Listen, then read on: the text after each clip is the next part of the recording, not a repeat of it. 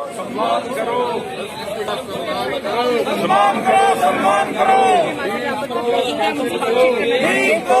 चीज के ऊपर नहीं दिया जाएगा, जो है गोली लगाई जा रही है और इसी के विरोध में इसके खिलाफ आप लोग देख रहे हो सामाजिक संस्था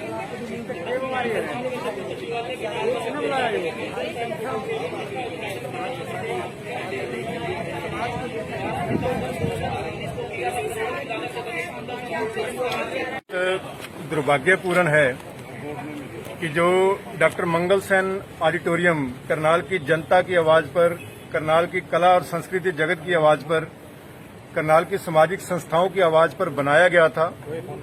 लगभग अगर हम देखें तो 10 से 15 करोड़ की जमीन है और 11 करोड़ 11.5 करोड़ रुपये ऊपर लगाया गया था।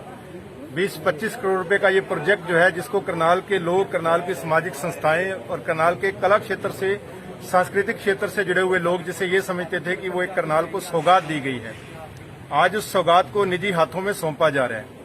और तर्क ये दिया जा रहा है जी 1 लाख रुपया 1.5 लाख रुपया महीना बिजली का बिल आता है और वो बिल जो है पूरा नहीं हो रहा। तो फिर तो एक काम करो, सारे सरकारी दफ्तर जो है जो घाटे में चल रहे हैं सबको निजी हाथों में दे दो, सारे सरकारी पदों की भी बोलियां लगा दो।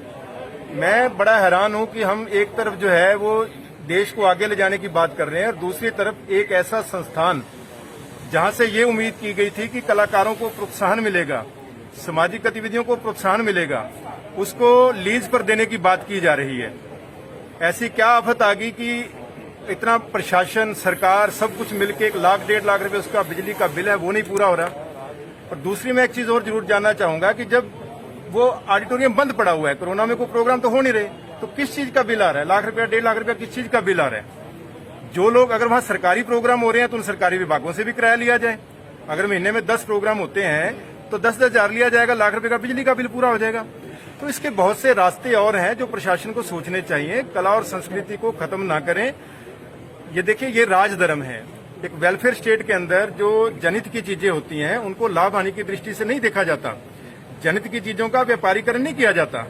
तो ये जनहित के लिए एक बहुत अच्छी सौगात मुख्यमंत्री जी ने करनाल को दी थी, जिसके लिए सारे खुश थे और सभी ने मुख्यमंत्री जी का धन्यवाद भी किया था। बकायदा उसी ऑडिटोरियम में प्रोग्राम करके धन्यवाद किया था।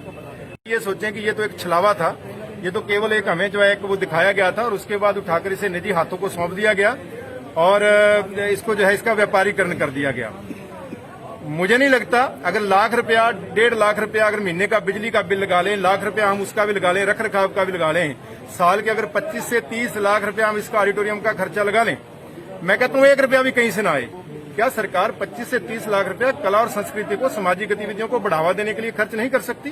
तो मुझे लगता है स्मार्ट सिटी के नाम पे करोड़ों रुपया आ रहा है, स्मार्ट सिटी का दफ्तर भी वहीं पर है, उसका किराया ही अगर दे दिया जाए तब भी जो है बिजली का बिल पूरा हो जाएगा। तो मुझे लगता है ये गलत है।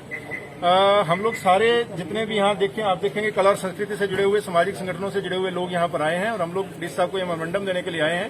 ये मेमोरेंडम मुख्यमंत्री जी के नाम है और सांसद महोदय के नाम पर है कि ये लीज जो है इसको कैंसिल किया जाए और इसको जो है जैसे सरकार चलाती है बाकी ऑडिटोरियम, चंडीगढ़ में ऑडिटोरियम बहुत से सरकारी हैं, सरकार चलाती है, दिल्ली में बहुत से ऑडिटोरियम है, सरकार चलाती है, इसको सरकारी तौर पर चलाया जाए और जिस रेट पे सरकारी विभागों को दिया जाता है 10,000 रुपया, वही रेट संस्थाओं के लिए रखा जाए। क्योंकि संस्थाएं जो है वो कमर्शियल काम नहीं करती, वहां टिकट लगाकर नहीं बेचती, घर का काम नहीं कर रही। अगर वो वहां भ्रूण हत्या के खिलाफ, नशे के खिलाफ प्रोग्राम करती हैं तो वो सरकार का काम है जो संस्थाएं कर रही हैं। अगर वहां कोई कला और संस्कृति के कार्यक्रम होते हैं तो वो देश की कला और संस्कृति का कर रहे हैं, अपने घर के काम नहीं कर रहे। रादर उनको तो प्रोत्साहित करना चाहिए और प्रोत्साहित करने की बजाय जो है उनको इस प्रकार से जो ये किया जा रहा है ये ठीक नहीं है, ये बिल्कुल गलत है। तो यही डिमांड लेकर आज हम आए हैं कि इसको रद्द किया जाए और अगर रद्द नहीं किया जाता, हम तो जो बोली देने वाले लोग आए हैं जो आपके माध्यम से सुन रहे हैं उनसे अपील करेंगे कि वो इस बोली से पीछे हट जाएं। ये करनाल की भावनाओं के खिलाफ बोली हो रही है, वो इससे पीछे हटें। अगर कोई ठेकेदार इसको बोली पर लेता है और प्रशासन देता है तो करनाल की संस्थाएं सामूहिक रूप से इस ऑडिटोरियम का ही बहिष्कार करेंगी कि जब तक ये निजी हाथों में रहेगा ना कोई सामाजिक संस्था वहां कार्यक्रम करेगी और ना ही वहां पर किसी कार्यक्रम में, चाहे वो सरकारी हो चाहे गैर सरकारी हो, इस ऑडिटोरियम में किसी कार्यक्रम में हम शामिल भी नहीं होंगे। तो मुझे उम्मीद है सर, कई संस्थान है जिनके बिल काफी पेंडिंग पड़े हैं, कहीं कहीं करोड़ों के पड़े हैं, उनको भी इस हिसाब से देंगे। हाँ, मैं तो वही मैं कहना चाह रहा हूँ ना कि अगर आप जो सार्वजनिक हित के संस्थान होते हैं उनको अगर आप लाभ की दृष्टि से देखोगे, हानि की दृष्टि से देखोगे तो इस देश के मैक्सिमम संस्थान जो है वो निजी हाथों में चले जाएंगे। अगर इस दृष्टिकोण से देखोगे तो आपका कल्पना चावला हॉस्पिटल कौन सा बढ़िया कर रहा है? ये जो इतना बड़ा बनाया गया है, आज ये सफेद हाथी बना हुआ है, इसको भी निजी हाथों में दे दो, इसका निजीकरण कर दो, सार्वजनिक हित खत्म कर दो। तो जो सार्वजनिक हित की चीजें होती हैं उनका निजीकरण नहीं होना चाहिए, निजी हाथों में नहीं दिया जाना चाहिए। और सबसे बड़ी बात कि 25 करोड़ रुपया जो लगा है वो सरकार का लगा है, और सरकार के पास कहाँ है, वो पब्लिक की मनी है। तो पब्लिक मनी से 25 करोड़ रुपए का एक प्रोजेक्ट जो है वो कुछ लाख रुपए महीने के बदले में या साल के बदले में किसी व्यक्ति को दे दिया जाएगा। लाभ वो कमाएगा, जो व्यक्ति इसको लेगा वो लाभ कमाने के लिए लेगा, वो सेवा के लिए नहीं लेगा, उसको कोई मतलब नहीं होगा। कला संस्कृति कल को हो सकता है वो यहाँ पर शादियां भी करानी शुरू कर दे। आपको याद होगा पंचायत भवन को भी निजी हाथों में दिया गया था, हमने विरोध किया था उस समय, पिछली सरकार ने दिया था वो, और वहां पर होटल का बोर्ड लगा दिया गया था। और वहां पर मतलब एक पंचायत भवन जो पंचायतों के काम के लिए, जो संस्थाओं की मीटिंगों के लिए था, उस वहां पर होटल खोल दिया गया था, वहां पर शादी ब्याह के प्रोग्राम होने लग गए थे। तो यही कल को यही होगा, जो निजी व्यक्ति लेगा वो कल को यहाँ शादी ब्याह के प्रोग्राम करेगा, उसको तो अपने खर्चे पूरे करने हैं, उसको तो ये देखना है कि कहाँ से मैं प्रॉफिट कमा सकता हूँ।